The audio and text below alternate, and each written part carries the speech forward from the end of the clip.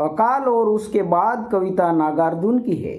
यह कविता 1952 में प्रकाशित हुई थी। अकाल में मनुष्य के अलावा अन्य प्राणियों की भी उसी तरह दुर्गति होती है। कविता का संदेश यही है कि अकाल के समय घर भर में निराशा छा जाती है, परंतु पक्के इरादे से अगर सामना किया जाए तो बुरा समय टल जाता है तथा पुनः समृद्धि लौट आती है। अकाल पड़ने की वजह से आम आदमी का जीवन बहुत ही कठिन हो गया। अनाज न होने की वजह से कई दिनों तक चूल्हा नहीं जला और न ही चक्की चली, जिससे परिवार की हालत बहुत पतली हो गई। भूख, प्यास और अकाल की स्थिति की वजह से कानी कुतिया खाना मिलने की उम्मीद में चूल्हे के पास ही पड़ी रही। दीवार पर छिपकलियां भी कीड़े मकोड़े मिलने की उम्मीद में रेंग रही थी।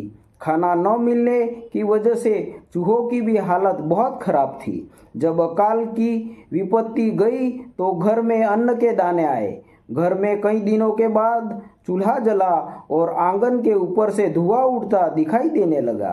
अन्न की प्राप्ति होने से खुशी से घर वालों की आंखें चमकने लगी। आज बहुत दिनों के बाद उन्हें भरपेट भोजन मिलेगा, यह सोचकर उन्हें बहुत खुशी और आनंद का अनुभव हो रहा था। घर में धुआं देखकर कौवे को भी भोजन पाने की आशा हो गई। वह भी प्रसन्नता से अपने पंख खुजलाने लगा और इसी तरह से वातावरण में खुशी का माहौल छा गया। पेश है नागार्जुन रचित कविता अकाल और उसके बाद।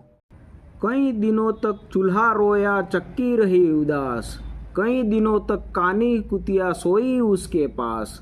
कई दिनों तक लगी भीत पर छिपकलियों की गश्त। कई दिनों तक चूहों की भी हालत रही शिकस्त। दाने आए घर के अंदर कई दिनों के बाद।